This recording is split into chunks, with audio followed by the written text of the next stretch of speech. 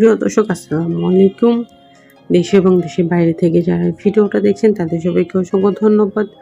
আর আপনারা এখন দেখতে পাচ্ছেন চট্টগ্রামের সবচাইতে বৃহৎ উড়াল সড়ক, যেটার নাম হচ্ছে আখতারুজ্জামান ফ্লাইওভার, বা অনেকে এটাকে মুরাদপুর ফ্লাইওভার নামেও চিনে। আর এটি আওয়ামী লীগের প্রয়াত নেতা আখতারুজ্জামানের নামে এই ফ্লাইওভারটি করা হয়।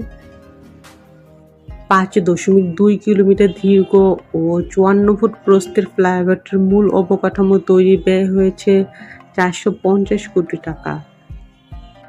মুরাদপুর থেকে লালখান বাজার পর্যন্ত ফ্লাইওভারটি মুরাদপুর এন মোহাম্মদ কনভেনশন সেন্টারের সামনে থেকে উঠে জামিয়াতুল ফালাহ মসজিদের পশ্চিম গেটের সামনে হয়ে লালখান বাজারে এসে নামবে।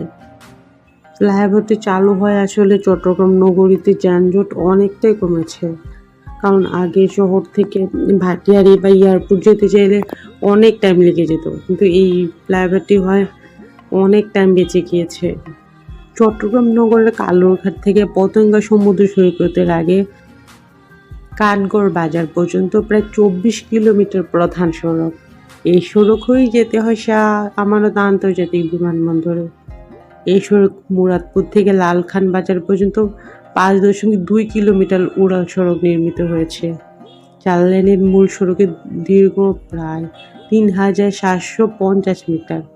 ফ্লাইওভার জিইসি মোড়ে চারটি র্যাম্প আছে, যার জন্য ওয়াসা থেকে জিইসি মোড়ের দিকের গাড়িগুলো জিইসি কনভেনশনের সামনে এবং মুরাদপুরের দিকে যাওয়া গাড়িগুলো ইফকো কমপ্লেক্সের সামনে থেকে ফ্লাইওভারে উঠতে পারবে। মুরাদপুর থেকে জিইসি মোড়ের দিকে গাড়িগুলো মেরিডিয়ানের সামনে নামতে পারবে এবং ওয়াসার দিকে যাওয়া গাড়িগুলো বুরসেন গার্ডেনের সামনে উঠতে পারবে। 16 শহর 2 নম্বর গেটে বায়েজিদ বুস্তামি রোডের দিকে 2টি লুপ থাকায় একটি লুপ দিয়ে গাড়ি যেতে পারবে এবং অপর লুপটি দিয়ে গাড়ি আসতে পারবে। বন্দরনগরী যানজট নিরসনে আখতারুজ্জামান ফ্লাইওভারটি অগ্রণী ভূমিকা পালন করছে।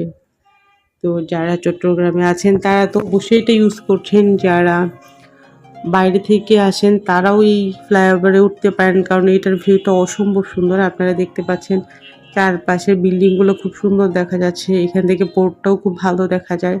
আর সবচেয়ে যেটা, এটার আকাশটা এত সুন্দর দেখা যায়।